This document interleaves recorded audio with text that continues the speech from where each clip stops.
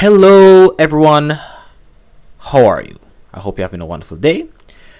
I am the Universal Entity. I am an upcoming podcaster, and I have an upcoming YouTube channel that will host a feature of a multitude of topics ranging from feminism, dating, relationships, religion, education, and even just some background amongst like the Caribbean islands and etc. regarding histories, language, the Creole language, etc. The list goes on and on. I don't wish there to be any limits on what I and this platform can do. Now, a few things about myself. 21. I'm still a university student. I'm not currently working part-time or full-time. I'm not really that well at multitasking. Who knew? But here I am still doing this, right? The way I plan to deal with this platform, as well as any other platform in the future I wish to upload this stuff on, right, is that I'll have ones by myself and I'll have ones with other participants / guests. Now, the first one, I in particular wanted it to be one whereby I wanted to be by myself. I wanted my own thoughts and ideas to come through fully. Now, the reason why I'm having this type of like opening is because I really and truly thought that after looking back at my recorded audio, I was like, the opening could be a little bit better. You get me? So yeah, I hope you find it entertaining as well as informative because of the type of video I was reacting to in this one. But yeah, I realized I was kind of stumbling on my words. I might even be stumbling on them now, but hey, I feel like this is a far better opening than the one I gave you guys in the beginning. So as time goes along, I'll probably put like subtitles to these stuff. I'll probably be able to add like background music, etc. This goes on and on. Probably have a few more participants on the channel, but for now I'm okay with what I have. So yeah. Also, this is my birth month, so I wanted to make sure at least the first video came out in my birth month and not in April. I wanted it in March, and it will be in March, right? So hope you guys find it entertaining again. Hope you guys find it informative, and I hope you guys have a wonderful day. And let's get in to the video. Oh yeah, and just before I forgot, just before I forget, guys, the video is entitled "Where Did the Jamaican Accent Come From?" It's from a YouTuber by the name of Name Explain, and it's about from 3 months ago. It has over 350,000 views, so you guys should definitely check him out. His whole channel, see what it's about. He definitely has some more other Caribbean and worldly explanations of other stuff regarding this matter, and even things that don't regard it.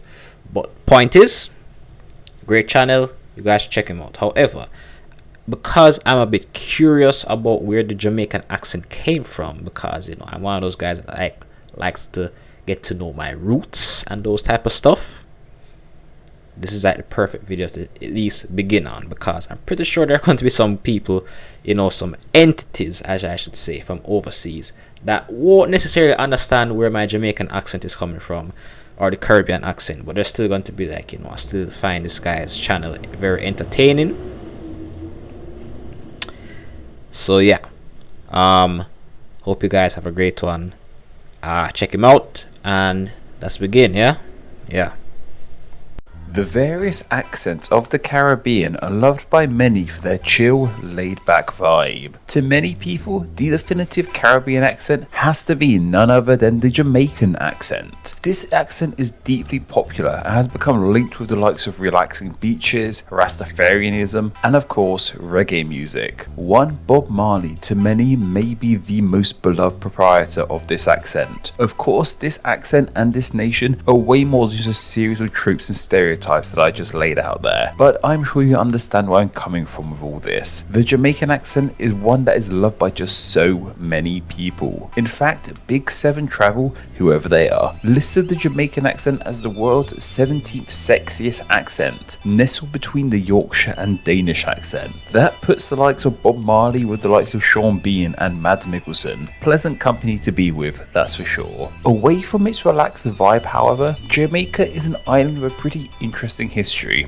for better and worse. Like the majority of the Americas / the New World, the modern nation of Jamaica is one founded on colonization. In the island's past, not one, but two major European powers had control. This means that the people and accent found on the island today have been heavily influenced by this history. A native on the island 1,000 years ago would be incredibly different to a native of the island today. This all ties into that accent too, of course. The modern classic Jamaican accent is not entirely of native origins. Rather, it was shaped by the history, people, languages and voices that have all called this island home over the years. All of this, the good, bad and very ugly, came together to give us the modern Jamaican accent that is loved by so many to this day. However, it's worth noting that this is more than just an accent. The official language of Jamaica is English. This of course led to the creation of a unique version of English. What I tell y'all, right? So there's a lot of English in it, but there's also a lot of Spanish kind of mixed in there, with a little bit of probably like maybe French, maybe like some of that African, Indian. Because you guys have to kind of understand that here in Jamaica, we are mostly of African descent.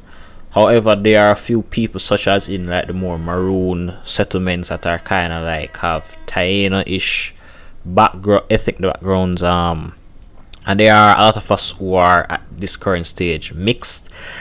I am definitely mixed. I understand you guys may not be able to like see the screen or like see how I look currently, but yeah, I'm definitely mixed. Like I'm probably at least like a quarter Indian, maybe like a 1/6, 1/8, maybe even a quarter like white, because like my grandfather on my mother's side was like, he had parents that were like both half white half black, so they were mixed and then they gave birth to him. My grandmother, at least to my extent, was like probably fully black or black enough to a point where the rest of the other genos didn't really matter. But yeah, that's me. So you can just imagine how mixed I am at this point, right? Yeah, but I kind of like that it says right here that around 2011 Jamaica had a confirmed amount of about like approximately 92% Afro-Jamaicans. So yeah, I just call it that. Maybe by now it might be a little bit less, because more people are coming into Jamaica, being a part of the whole permanent residency or becoming citizens. But yeah, I'll probably say around like the 80s or 90% of Jamaica is like black, and about like around 10% or less of us are like actually full on mixed to a point where like we can't even really tell if we're more on like the brown whitish side or like the dark brownish side. Like yeah, it's complicated, but yeah, it is what it is. Called Jamaican English, in the same way we have American English, Australian English and so on. However, there's also the Jamaican patois too. This is a Creole language heavily inspired by English and other languages that we'll cover in a moment. Now I have to say this, I don't want to like pause too many times, right? But guys, just bear with me. Do you see that word patois? It literally does not has a T in it, and that T is so silent it might as well be dead. Well, no, I should really say the T. Like pat, what? Yeah, the pat is definitely there, right? The rest of it, I don't know how in God's name it's pronounced patois. It's almost like somebody trying to pronounce the word patty incorrectly. Like patty is like patois? No, it's patty. How OIS is pronounced what? Patois?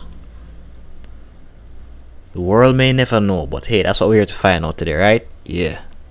moment that has very much become the de facto language of the nation. This is a very relaxed language, and its pronunciation and written form are heavily inspired by the accent. While it is different to Jamaican English, the exact point of difference between these two aren't too clear. One source explained that Jamaican English is more often used in schools and business, while patois is used within the home and among friends. This is something we see with other Creole languages around this part of the world too.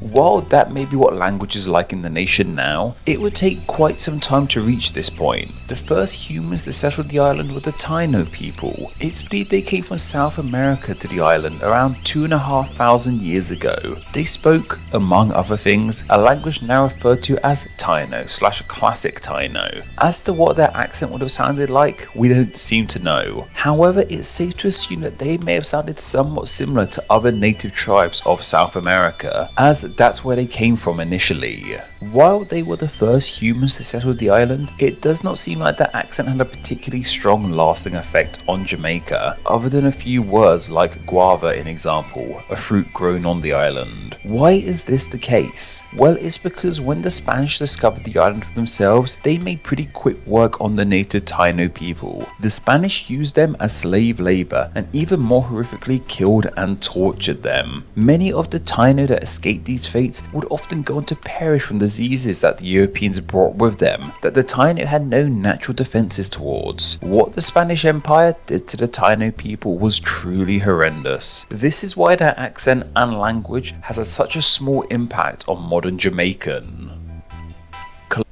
The most stubborn fat on the body is the squishy stuff just underneath our skin that hangs over our belt. This is called subcutaneous fat. Columbus first landed in Jamaica in 1495, and by 1509 the island was under Spanish rule and going by the name of Santiago. Does this mean that Spanish is the first key influence on the modern Jamaican accent? Well, not quite. Despite being under Spanish rule, Spain didn't actually do all that much with the island. They didn't see that much potential in the land and used the island primarily as a supply base. The towns they had on the island were little more than minor settlements. This is why Spanish didn't play much of a role in shaping the popular accent, as there wasn't much Spanish actually being spoken on the island. This is a stark difference to the nearby nation of Cuba, which is very much a Spanish-speaking nation. Spain's lack of attention to Jamaica led to a lot of internal strife, and ultimately made it an easier target for other empires to claim as their own. One empire that had eyes on the island was, of course, the British Empire. They saw the failing Spanish rule of Jamaica as a chance to strike and did exactly that. In 1655, the British launched an attack on the Spanish-ruled Jamaica and easily captured the island for themselves. It was under British rule that rapid change started to come in Jamaica, including the formation of that beloved accent. Undoubtedly, the biggest impact the British had on language in Jamaica is with the importation of the English language. As mentioned, English and its Jamaican variants are still the official and most widely spoken language on the island to this day. It's a language that stuck its claws into many parts of the world, big and small, and Jamaica is no exception. The British Empire, however, also exported another accent onto the island too, that being various West African accents. The slave trade is unfortunately ever present when talking about the history of the New World, and Jamaica was no exception to this. Under the British Empire, the island of Jamaica became very profitable, primarily from growing crops such as tobacco, cocoa, and of course sugar on many plantations across the island. These plantations of course needed people to work the land, and like the empire did so often, they exported slaves from Africa to do the heavy lifting. West Africa was the part of Africa that the British went to most often for slaves, primarily because it was the easiest part of the continent to reach and the closest to Jamaica and the rest of the Caribbean. Driven from the mainland to the heart of the Caribbean, the forced sea travels and lives of these West African people would have been one of pain and sadness, taken away from their homes and forced to work for next to nothing, fighting on arrival, fighting for survival. That's his best song, by the way. It's dreadful that these people were brought to Jamaica, but they were here, and their accent heavily inspired the modern Jamaican accent. In fact, it is perhaps the biggest influence on the accent, at least in regards to sound anyway. Many modern West African accents and the Jamaican accent are incredibly similar sounding. Of course, West Africa is a huge swath of land filled with many countries today. It seems incredibly dismissive to label it as just West African. It seems one of the biggest West African influences on Jamaican was the Akan accent. The Akan people and their language are still present in West Africa, though don't have a country unto themselves. They primarily live in modern day Ghana and the Ivory Coast. West African accents not only shaped Jamaica, but so much of the Caribbean, all due to the dark chapter in human history that is the slave trade. And it was this trade that heavily helped shape the beloved accent we know today. This means that the two biggest influences on the Jamaican accent are English and various West African accents. However, there's actually a third key player in all. No, alright. No, I understand that he's about to say there's a third key player, right? But I kind of like that he did mention to that. You know, to maybe like 1% or 5% of the entire accent in its entirety is comprised of like the French, but it's mostly not the French. Oh my gosh, I'm mixing it up already. I swear I must have ADHD or something, guys. I don't know why I'm deciding to become a YouTuber, but here I am, right? Yeah. So it's mainly the British accent as well as the various West African. I knew about the West African. I knew that's where like most of our like black African ancestors came from, and I knew it was like mostly like Western or even Southern. But yeah, I just didn't know exactly which part would have mostly like influenced the accent. But it's kind of glad to know, you know, the more you know type of stuff. But yeah, I got to say this video is like teaching me a lot, and I wish I got videos like these back in high school regarding like history classes and so on, because trust me, these people only taught us. Ask any Jamaican student who did not do history, probably surpassing maybe grade 9 or grade 10, 11, maybe not so much CXC, but maybe like between grade 7 to grade 9, right? They focus so much on the Spanish, the French, the colonization of things. And I'm like, yo, so we're gonna find out like which parts of Africa this, Africa that, and it's like, no, you can find it out on your own, but we ain't gonna teach you that. It's not part of the syllabus. And another thing to add, I mean, that's kind of debatable depending on where in Jamaica you are. Maybe if you're like another part of the Caribbean, you probably would have learned more about those type of stuff. But I'm speaking as like a Jamaican citizen in the more Kingston, St. Andrew area. This is really all we knew, unless we wanted to like go to a library or like do our own research, such as what I'm doing right now. This is really all we knew, right? Yeah, another thing to add, right?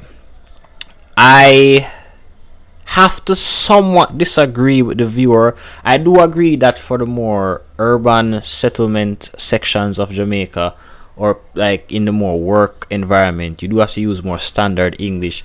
But an argument can be made that by now, in this day and age, there are more Jamaican citizens or permanent residents who speak the typical Creole language or Creole variant more so than standard English, or they know how to speak it more fluently.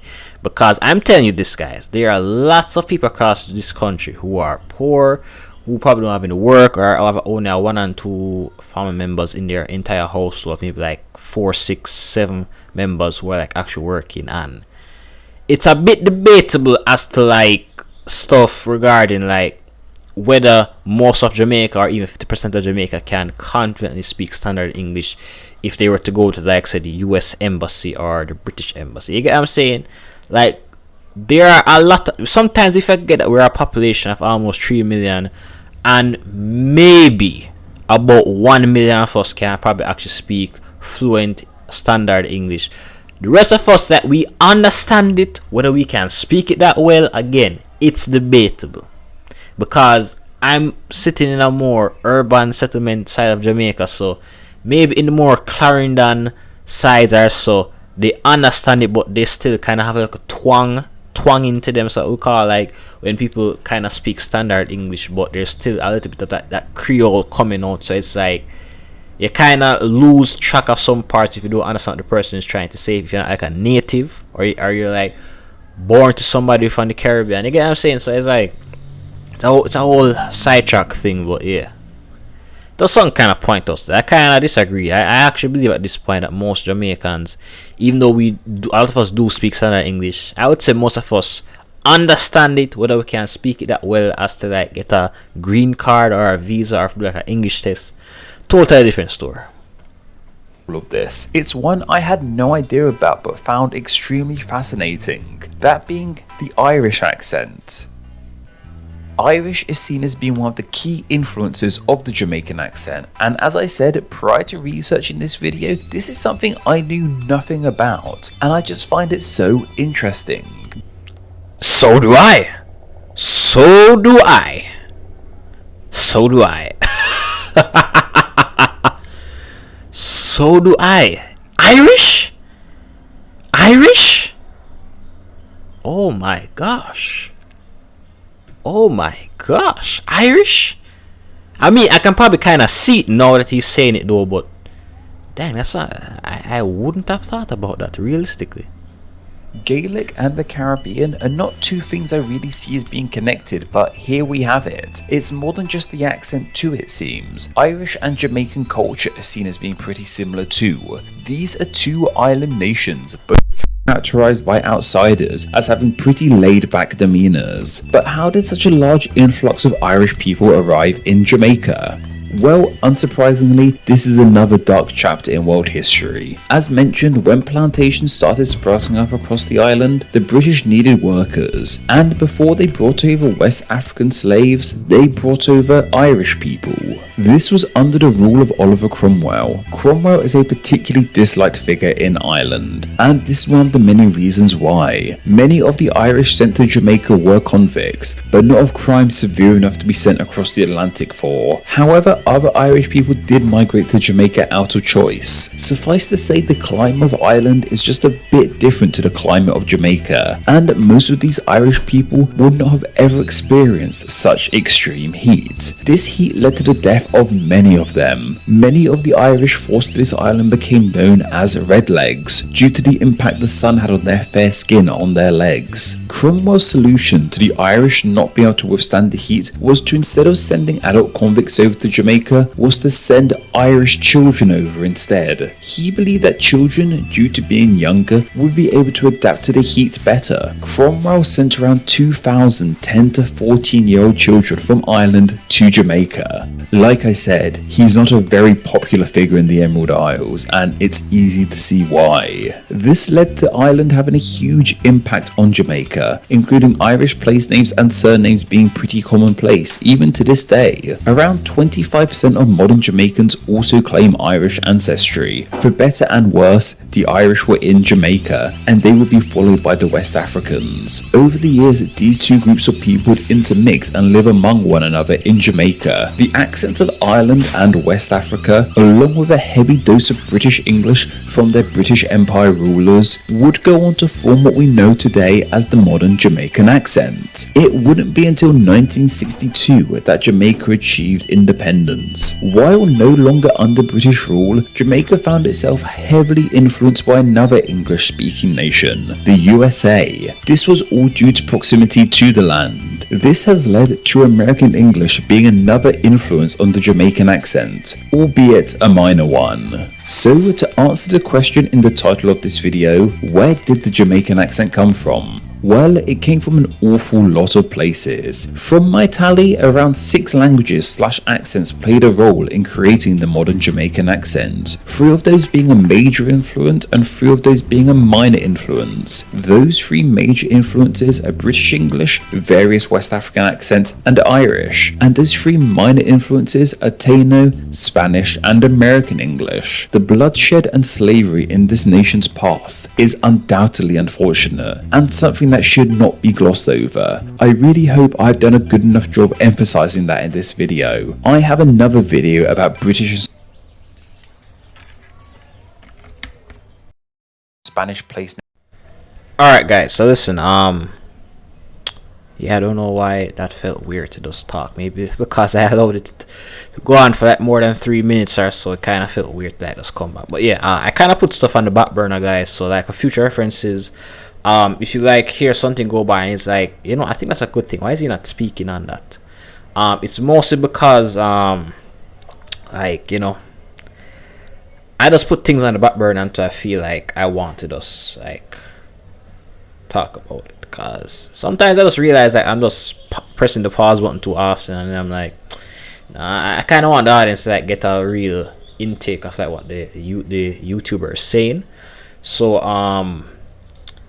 yeah, I have to agree with him though that I am probably one of those 25% that are actually of Irish descent, because I know for a fact that, like I said, my grandfather on my mother's side, both his parents were like half white, half black, you know, both mother and father. So, and I've been told that, you know, through my mother, that she's actually done some research, and even the name is from like a Irish, Scottish like descent. And I've also been told that there are even records of people from even back in the days of like Port Royal, like before it got sunk and all this type of stuff. Like the name goes far back as even back in those days, maybe even before that, you know. So yeah, because I understand, again, you guys can't see me, but I am kind of like, I tell you all the way, I'm brown. I'm like a light skinned person, but I'm kind of like the last shade of brown before you get to like white. That make any sense? Like I'm kind of like one of those type of persons that if I had been born in a cold climate or environment, like say in England or so, I would probably look almost, if not as white as those persons. But the sun kind of burned that out for me. You get what I'm saying? So like, if you see like my nose, my appearance, you say, alright, I understand how this guy has some black descendants. You get what I'm saying? Because if you saw my grandmother, guys, black as some of the blackest Africans or even blackest Jamaicans you would ever see. But somehow, the genes decided, hey, that's not going to work out for him. We're going to make you black somewhat, but not black enough. The brown and the more light-skinned genes are going to take over, right? So, yeah. Also, for guys who are wondering like if or when you'll ever see my face, you may not ever see my face. Realistically, why? Because I've just decided that I just don't want too many people knowing my face, right? There are going to be some people in the comment section who probably comment and they're going to be like, hey, I know this person in real life, I recognize his voice, etc., etc. Or I even recommend it to them and they're like, hey, you know, you're doing a good job, etc. You know, I've been waiting on this YouTube video to come out. So, yeah. But I don't know. This is, by the time I probably publish this, it will still be in March, because March is my birth month. So, yeah. I kind of just wanted to do this video because I feel like that's like how many persons like in maybe consider themselves African Americans don't really know that much about their like African heritage or background. I kind of want to know more about my national background as a Jamaican, because again, we have the motto, out of many one people. So there are literally thousands, if not millions of us who are like most African, but we have a little bit of this and a little bit of that. You get what I'm saying? So I just want to really explore a part of that, and one of those things was the accent. Like I said, guys, I expected English, Afrikaans, and the Spanish to be the three major influences. So, you know, apparently Spanish was still a part of it, but it wasn't the major influencer. Although we still have places like Spanish Town, like a literal place called Spanish Town. So, you know, that says enough of what it is, but, you know, yeah. So, yeah, guys, for my first YouTube video, it ain't that bad, but yeah, like I said, as I was talking about, like, the face thing, if you guys ever want to see my face, I am probably never really going to truly show my face until I probably get over 200,000 subscribers, right? And again, I'm just starting out, and I may never get to that, and if I do, it may take even years to get that audience. Why I say over 200,000? Because I understand that when it comes onto YouTube, you kind of get that that button, the YouTube button, that silver looking YouTube button that shows that, hey, you have like over 100,000 subscribers. So you do begin to, like, I guess to some degree, get some YouTube privileges. I understand it's mostly like when you get like the gold one, when you get like over 1 million subscribers and so on. But, you know, really and truly, it's really when you get that silver button, that's when you actually like start to say, hey, you know, this can actually be like a professional like a career type thing to do to actually make money off. You get what I'm saying? So yeah, and the reason I said 200 again, because I don't want the first 100 to be like a buck ups. If you understand what I'm trying to say, a Jamaican accent, like I don't want it to be like another COVID happen and then all of a sudden like 100,000 people just found me, and then it's like I just have them, and then like after that period like it goes back down to 90. You get what I'm saying? I need enough people to be there and support me to a point where I know I have an audience there for what I have to put out. You get what I'm saying? Yeah. Realistically, this video itself, like this entire YouTube video, is probably going to be around like the 30-minute mark. Yeah, there we go. There we go. It's about 30 minutes now, to pass 30 minutes, so it is what it is. And by the way, guys, for future references, because you know I kind of like to inform you guys about my current environment and those type of stuff. I actually live behind a high school, so please forgive me if like when I'm recording during like typical Monday to Fridays, you might actually hear like students or announcements being made that I might even have to edit out. I might put in some of them for bloopers, I won't lie, but yeah, it is what it is. So yeah, this is kind of the end of my first YouTube video, guys. Thank you again so much for watching. Please subscribe and like. You don't have to, but like I said, I'm not starting out things, so I kind of expect this to be even one of the worst viewed or worst like ratio or even subscribe ratio there. But yeah, you know, you have to start somewhere, guys. You have to start somewhere. So thank you guys again for the video. I hope you guys can check out this guy in your free time too, the Name Explain. I'm probably going to even maybe view that other video you had about the Jamaica Spaniard